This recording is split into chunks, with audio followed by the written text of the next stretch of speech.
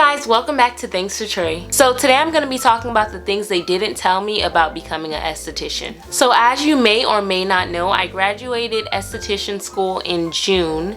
Coming out into the field, I was really excited. I mean, I still am excited, don't get me wrong. I'm really happy. I wouldn't change anything, but I'm just letting the people that are becoming an esthetician know what to expect, you know, or maybe this won't be your experience. I'm just letting you know my experience.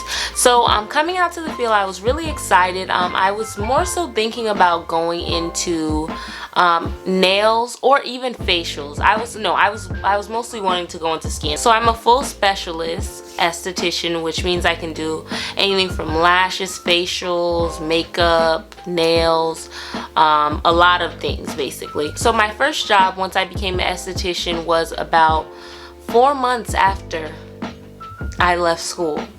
Why was it so long? I have no idea.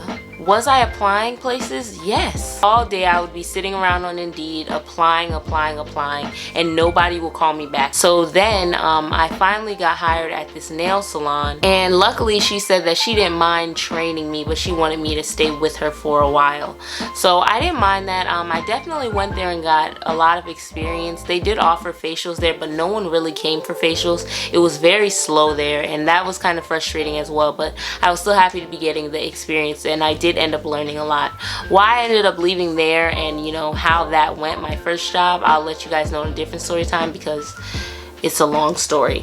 But I had that job. I liked it for a while, but then I kind of didn't because it slowed down. So that's something to expect about being an esthetician, that the seasons will determine the traffic that you're getting. Of course, there's people out there that get it year round, but I'm just, like I said, my experience.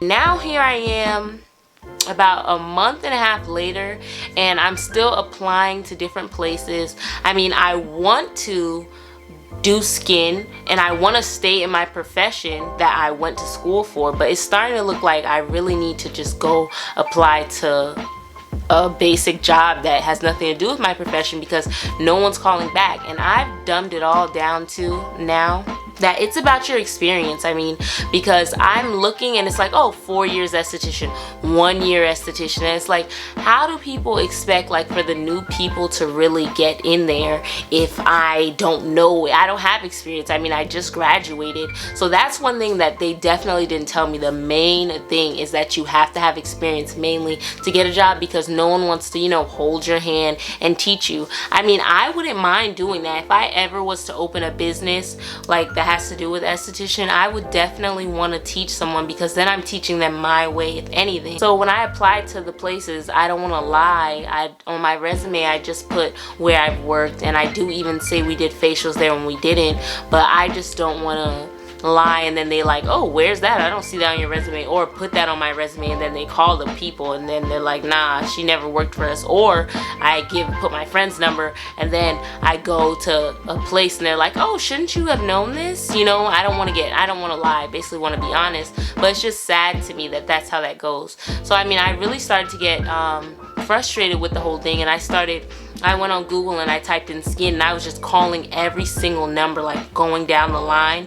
And some people were like, oh, you do this, you do that, great, great, great. How long have you been doing it? Oh, just for about 6 months, just graduated. And you can like hear the silence in their voice kind of, but I still just kept the hope.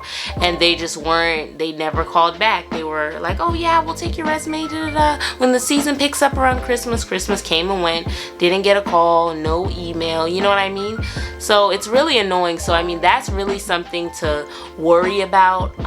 Not really to deter you from getting the license, because like I said, this is just my experience, but it is something to look at. Also, if you do go to a school that offers career placement, like job placement, I think that you shouldn't totally depend on that, because me at my school, the lady that was there, which is no longer there, I don't know why, but she told me that she was gonna help us get a job, like the people that I went to school with. Nothing. I mean, after I was calling, asking her, oh, can I speak with her? Oh, she'll call you back. Never called me back. I had to go try to find a job myself.